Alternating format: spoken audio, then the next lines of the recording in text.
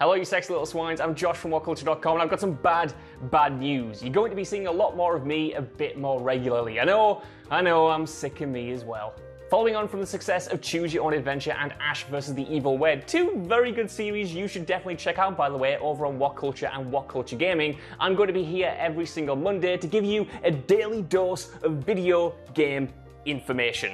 Sadly, there is no cool gimmick name as of yet. I mean, Josh Brown doesn't really work. It's 2 syllables, and it kind of sounds like the name that you'd get in an RPG by default, and then you change out to something much cooler like Ozymandias. Anyway, what I can't deliver in gimmicks, I can deliver in pretty good content all about the interesting facts behind your favorite video games. I've already kind of been doing this for a while anyway. If you've seen the videos on Arkham Asylum and New Vegas, you'll know what to expect. Only this time around, I'm going to be in the chat, I'm going to be on the premieres, and hopefully if you guys like this enough, I'll be taking your suggestions for future entries. Anyway, I thought I'd kick this whole thing off with something I've actually been replaying and have gotten a little bit obsessed with over the past few weeks, so I hope you enjoy. Thank you for getting this far, and I'm Josh from WhatCulture.com, and these are 10 things you didn't know about Red Dead Redemption. Number 10. Clint Eastwood was offered the role of John Marston. Rockstar, for better or worse, isn't short of cash money, so when it came to casting actors for roles in Red Dead, nobody was off the table. That led to the creatives initially going big with their dream performers, and courting the kind of actors they'd already been influenced by to play protagonist John Marston. Of course, when you think about westerns, the first actor that springs to mind, well, who's still alive anyway, sorry John Wayne, is no doubt Clint Eastwood. With the game already inspired by his movies, the developers allegedly asked Eastwood if he'd be interested in voicing Marston, but he turned it down. That didn't stop the studio seeking other Hollywood veterans though, and Robert Duvall and Robert Redford were also approached with no interest from either. They are old dudes though, and it's probably fair to assume they thought of video games as still being like Pong or something. Eventually, Rob Whitehoff landed the starring role and instantly made it his own. As good as those other actors might have been, Hollywood stunt casting has a reputation for going wrong, whereas Whitehoff truly defined the character across 2 games. Number 9. The score was made in 15 months. There is a reason the older GTA games had such amazing licensed soundtracks. Rockstar actually had no experience creating original scores. Instead of doing it themselves in-house, the company instead opted to use existing music to texture their titles, and it more than worked in their favour. With Red Dead Redemption though, that wouldn't be an option. For one, licensed music would clash with the authenticity of the setting, while using pre-existing pieces of score written for Western movies would only make Red Dead feel like a pastiche, or even worse, a rip-off. And Rockstar very much wanted this project to be an addition to Western canon, not simply an imitation of it. Consequently, it was one of the first titles the publisher created to draft people in to build the soundtrack from scratch. Bill Elm and Woody Jackson were brought on board, but the process of making a game score was markedly different from crafting that of a movie. For one, they were used to knocking something out in 12 weeks, whereas work on Red Dead Redemption was completed over 15 months. Incorporating influences with their own ideas, the duo described the process as incredibly free-form, but the initially daunting freedom resulted in one of the most distinct gaming soundtracks of the past decade. Number 8. The lasso mechanic could only work on next-gen systems. The general feeling when crafting Red Dead Redemption was that the dev team didn't just want to create yet another Western game, they wanted to create the Western game. Predecessor Red Dead Revolver was a solid enough experience, but the technical limitations of the previous generation meant that it could only ever crudely recreate iconic elements of Wild West media. With Red Dead Redemption being made for next-gen systems though, the developers finally had the ability to truly realize every part of the Western landscape, from the characters to the vistas to the true-to-life detail on the wild horses. One example that illuminates just how important the jump in technology was comes in regards to the lasso. Though the idea of stringing people up or capturing horses seems like child's play now, the developers explained that at the time it was a technical breakthrough and a true next-gen feature. So with something as small as that mechanic demanding so much attention, you can imagine just how much of a feat Red Dead Redemption was on the whole. Number 7. Rockstar expected it to lose money. As mentioned in the introduction, Red Dead Redemption and its sequel were huge successes for Rockstar, to the point where after GTA, it's the other main property the studio is known for. Again, that seems a bit obvious. Rockstar's stellar open-world formula mixed with a class and western setting should be the perfect equation for making money. However, not only was the wider world unsure whether the original game was going to succeed, internally the higher-ups in Rockstar even expected the project to fail. With an estimated budget of close to $100 million and 6 years development time, this was an immensely costly product. The story goes then that Rockstar was repeatedly told that a Western blockbuster simply wouldn't sell, and some executives by the end had written off any chance of making a profit, finishing production purely as a means to prove that Rockstar San Diego had what it took to craft something well made. Of course, they proved that and made a killing, with Red Dead Redemption selling close to 15 million units at the time of recording. Number 6. Mo-capping the horses was an ordeal. Even today, the original Red Dead Redemption has better horse physics and mechanics than most other games.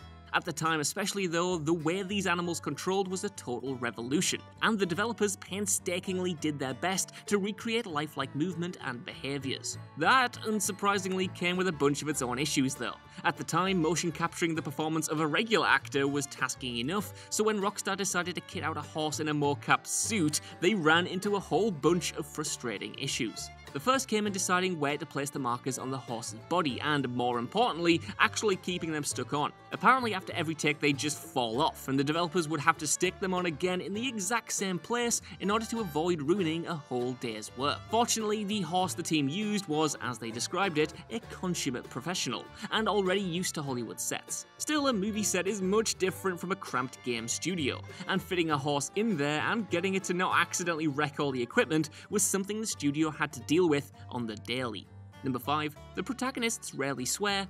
Now, this isn't exactly a mind-blower in the grand scheme of things, but it is something you'll now notice every single time you return to Red Dead Redemption 1 and 2. That being that nobody really ever swears. Sure, in the first game some of the villains drop F-bombs now and then, but John Marston only uses the word a handful of times. Though incidental, this is surely an intentional choice considering the mature tone of the game and Rockstar's freewheeling approach to swearing in the Grand Theft Auto series. For a shooter about bloodthirsty killers and old outlaws, it's strange that few of them have a potty mouth. This idea is taken even further in the second game. Here, Arthur Morgan might literally blow the face clean off an enemy's skull, yet across 100 hours or so, he only utters the F-bomb once in a throwaway piece of dialogue and a few times when singing along to old songs. It is, however, a reflection of how these people view themselves. They might be killers and thieves, but they aren't mindless savages, and they still hold themselves up against a certain moral code.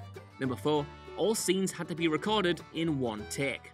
I briefly mentioned earlier that back when Red Dead Redemption was being made, motion capture technology for actors wasn't the best. Well, it's a bit trickier than that, and thanks to interviews following the release of the sequel, the exact limitations of the shoot have now been revealed. The biggest hurdle to filming the game's cutscenes was that the team didn't have the technology to make any kind of cuts. When recording anything, even our very own YouTube videos, scenes or segments are usually made up of a bunch of different takes stitched together to make one seamless flowing video. It means you don't have to memorize every part of the scene, and if something is particularly demanding, you can film shorter segments and connect them in post-production. Red Dead Redemption did not benefit from this process though.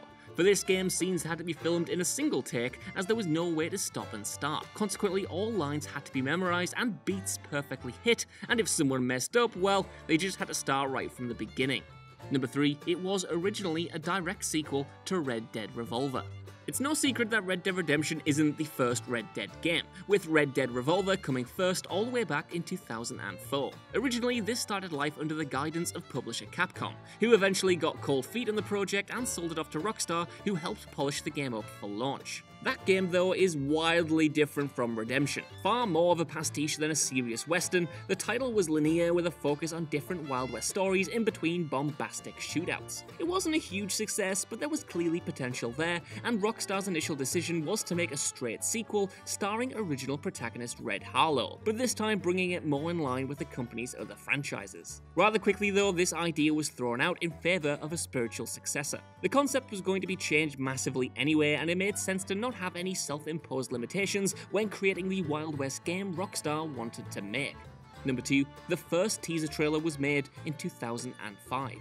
Despite Red Dead Revolver shipping in 2004, Rockstar San Diego quickly got to work on the follow-up, bursting with the ideas they were unable to implement in the previous game. After putting together a team of 800 developers, Redemption was put into full production, and the team even had a tech demo completed by 2005 ready to show to the world. Watching this long after the release of the actual game, it's easy to see that, while rudimentary anyway, the vision of what Red Dead Redemption was going to be was always there. The tech demo is nowhere near reflective of the final product in terms of visuals or gameplay, but the tone remains the same, and even the setting of Armadillo and the surrounding areas is incredibly close to what shipped with the game some 5 years later.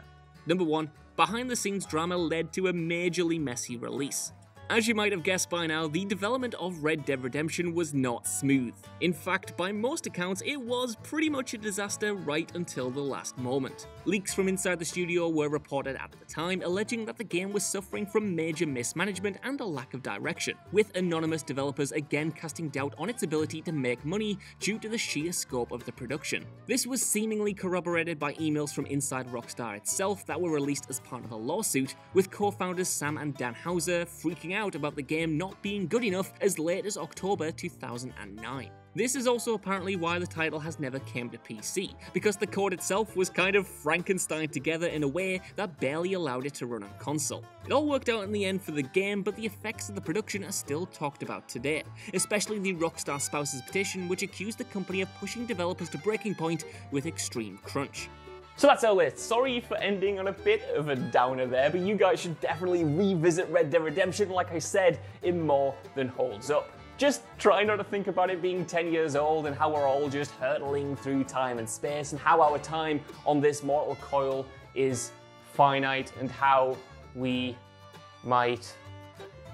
Anyway, thank you all for watching. A like, share, subscribe would be very much appreciated, and I can't wait to check out your suggestions down in the comments below. I hope you're all being safe, and I'll see you next time.